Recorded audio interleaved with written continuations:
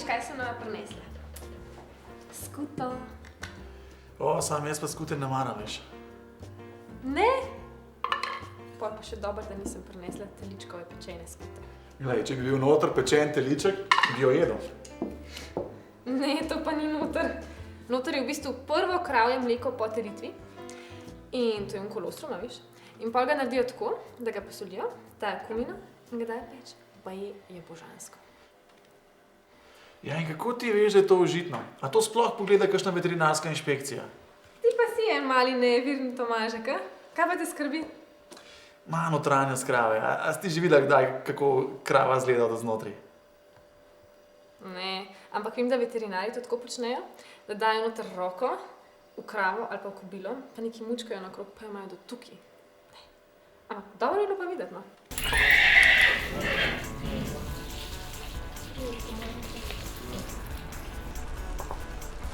Ta kobila ne bi bila breja 14 dni. Evo, to je maternica, ne? To je lumen maternica, zdaj zarodka ne vidimo, ker je breja šele 14 dni. Je pa ta struktura značilna za, da lahko sklepamo, da je kobila breja. Tole je zelo uporabno.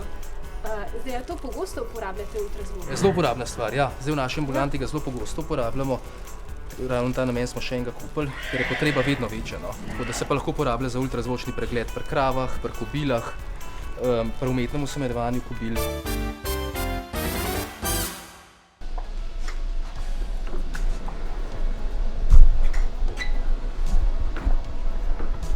Pardon, kje sem zdaj jaz? Sem na fakulteti ali sem na kliniki? Na kliniki za kirurgijo in male živali, ki pa paše pod veterinarsko fakulteto. Kaj to pomeni? Da si na kliniki, da lahko pripelješ svojega kužka sem. Ja, kdo ga pozdravil? Doktor veterine. Študentje smo zraven na praksi in lahko tudi kaj naredimo.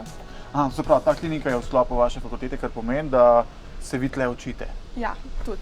Kako izgleda ta praktičen pouk? Da smo študentje 24 ur na razpolago, čez noč v hospitalu, merkamo na živali, ki so tam hospitalizirane, ali pa če kdo pripelje svojo žival, pač če je nujna medicinska pomoč. Dober dan. Dober dan.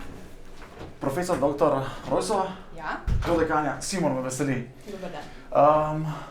Tole pa najbrž niso več prvi letniki. Ne, to so študentje 5 letnikov zdaj, drugače pa začnejo s takimi kliničnimi primeri že nekje v drugi polovici 3. letnika. Kako pa izgleda natančno študij na vaši fakulteti? Ja, v prvih 3 letnikih, 2 letnikih pa pol se ukvarjajo pretežno z teoretičnim delom, se pravi, dobijo dobro podlago o tem, kakšna je zgradba živalskega organizma, veliko vejo o celicah, vejo tudi o bakterijah, o virusih, o povzročiteljih, ki privedejo do bolezni.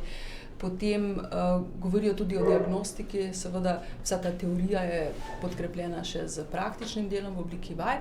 No, potem v koncu 3. letnika, v začetku 4. letnika, 5. in zdaj tudi v 6. letniku, ker imamo pač 6-letni študij po bolonjskem procesu, pa pridejo v zelo močen kontakt z posameznimi živalskimi vrstami, z njihovimi značilnostmi te bolezni in na tak način se zelo dobro praktično lahko usposobijo.